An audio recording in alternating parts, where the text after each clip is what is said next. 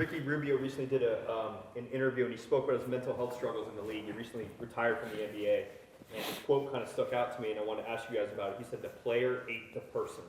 So the question I have for you guys is, how hard is it to separate your NBA career from the person at home? Is it tough to balance kind of your on-court life versus your on-home life, and how do they kind of intermingle? Not for me. You know, I like to think that, and then, you know, P's a real friend, so, you know, I got real friends around me that, you know, if I'm out of character for something, you know, they're the first ones to notice or to be able to say something to me. Also family. But for the most part, people know that when I am, or when I worked out, or when I was playing and I was training and I was locked in, I like to think that I was the definition of locked in. I had two systems. And when I played, it was one system, and when I wasn't playing, it was another. And I came up with these two systems just off of what I needed to be both. Pia tell you, when you are training, you are a complete machine and that you're in an animal mode. And it's at 100% and it's coming at 1,000 like horsepower of a magnitude, like on some Mack truck shit. Like I can't even explain the intensity in which these workouts, because you're doing early morning shit. You know what it takes to get up early morning and go dominate something? You have to have that in you program, right? And then when you start, you know, attacking weights and you start bettering yourself with explosion and stuff, bro, all this takes on like a beast in you. Like when I watch the Hulk, I understand the Hulk. But also when I'm off the court, Pia tell you, I'm a lot loose, chill. I like to laugh, I like to be funny. I'm super duper not the guy that you just walked off the court with. You know, I'm totally opposite in my everyday life. Yeah. And I think that you gotta have the two. It's very important to have a fucking balance with the two. And I gotta say this, they teach you how to turn the Hulk on, but no one teaches you how to turn the Hulk off. And turning the Hulk off is a real thing, and having that competitive energy to go somewhere is a real thing. And if you don't know how to handle it, because people know you for what you do on the floor. People don't know this more softer, more calmer you over here. So when people see you in a calm setting like this, they almost shocked, like, KG, you ain't growling and you ain't, you know what I'm saying? But it's how people see you. But you have to have a balance, and if you don't have a balance, one can't actually eat the other, if I'm being honest. And I also think that we are in an era to where everything is more magnified and more talked about more than ever. Yeah. And so and what I mean by that, like, let's just take, like, you know, what you're doing. Now, we talking about Rubio. Yes, sir. He's in retirement. He's talking about dealing with anxiety and stuff like that. Yeah, and I think a lot of that's been common for a lot of people who've been in the limelight, who go into retirement, because now you in a whole different lifestyle, because you've been waking up used to doing this, to now you home and you gotta learn a new pattern, a new routine, a whole new lifestyle, exactly. Right. And then you got social media on top of that.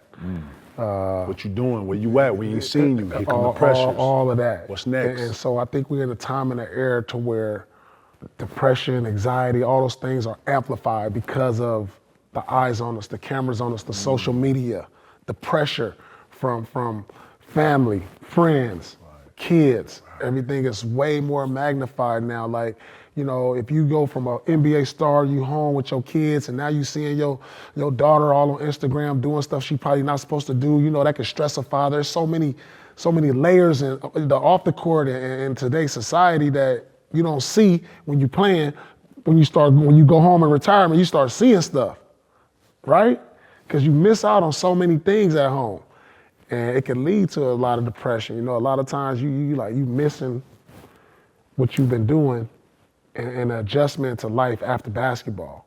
A lot of people deal with depression in that, just dealing with life after basketball, because now it get real. Right. You know, life get real now. Doc used to always say, and I never say, he said, guys, this is not real. Right. He used to always say, we live in a fantasy world. Y'all enjoy this. Y'all don't even know what real life really is. Once real life smack you in your face and you start really seeing it, man, you like, damn. That part. That part. And that's the part they don't teach you, that transition, or show you that transition, or put people in place to help you with those transitions when you come in. It can be any field. It can be, whatever your profession is, and you on camera and you in the limelight from being actor. You see it with actors, actresses, sports athletes, all around the industry. When it's taken away from you, or when it's finally gone, that transition. Who's your mentors? Who are you talking to? Who are you surrounding yourself with to make that transition? So what I will say is he retired from the NBA, he took a little hiatus, and then he just recently signed with FC Barcelona. So he's basically going home. Trying to go back. Essentially, yes. But he retired from the NBA, and he opened Right. up about his mental health struggles while he was in the league, about we had just discussed. Well, that transition Pete talking about is a dark transition too. Because you know what happens? When you can't do for everybody you've been doing for, everybody leaves. And you look up and you by yourself. Yeah. And all this whole shit stops, and everybody you've been A, B, and C, and when A, B, C, and stops, so do them. And you're by yourself. And for a lot of people, it's a shell shock. And keeping it 100, man, when all the claps and all the screams and all the rah-rah stop, and you laying in, I can still play. Some athletes need that. Some people need the rah-rah. Some people need the. But then it's hard when you play. It's hard to turn that off. It's hard to open up when you playing, because when you looked at on a pedestal, people expect you to be strong.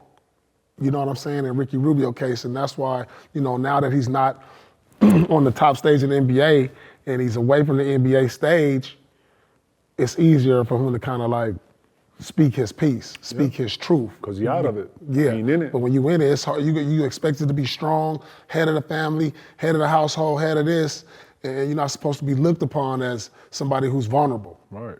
And the reality parts of it, motherfuckers is human, yo. Right. Motherfuckers is human. You don't think we feel, you don't think we got emotions, you don't think we have, man, man, y'all have no idea. Professional athletes every day got probably 50 things they're battling that they got nothing to do with them. Because everybody sees them as a god or someone that can actually help them or change their reality. And some of these athletes ain't even conditioned to even deal with, nor even have this. You understand? We ain't asked for all of this. You know what I'm saying? But you get put in situations where you gotta, like Pete said, be the strong one, or be the bigger person, or be the person to be able to help somebody out of this. You know what I'm saying? Man, we are human beings. We make mistakes, we hit our heads, motherfuckers trip and fall, we bump our knees like y'all, every fucking thing. It's the same shit. We got kids, the whole shit. So we're not immune to anything. If anything, it was magnified 1,000 times because people think you God and some of the things they're not seeing you do, and you survive in A, B, and C. You know what I'm saying? But yeah, man, shout out to Rick Rubio, man. I hope he figured it out. And I'm gonna say this, man, mental health has always been around. It's just how we all chose to deal with it and how we all chose to battle something. You know what I'm saying? Like real shit, man. You don't think motherfuckers came into the league or was in the league and doubted something or had a point where they wasn't as confident or whatever? Hell yeah. But one thing you didn't do, you never showed it. And I like to think that a lot of people was masking it and however they masked it. Yeah. And this is when you get sobriety problems. This is when you get all the other problems, all the vice problems and shit, because no one teaches you how to deal with this. I like to think that the league, actually, when we came into the league started giving us programs and giving us a chance to talk to the OGs when they come in and give us solutions and shit. Man, those solutions help. To sit here and talk to a guy who was married when we weren't married, or to talk about relationships, or to talk about money, or to talk about stuff that we was going through, but we were sitting here listening, man, said a lot to me as the listener. And that's the person that was absorbing. You gotta have these solutions and you gotta have these conversations so that people can pull from those things and actually help themselves. Right. Good stuff, guys. Thank you. That was Get it, good. yeah. Shout out to Rick Rubio, man. Keep going, Rube.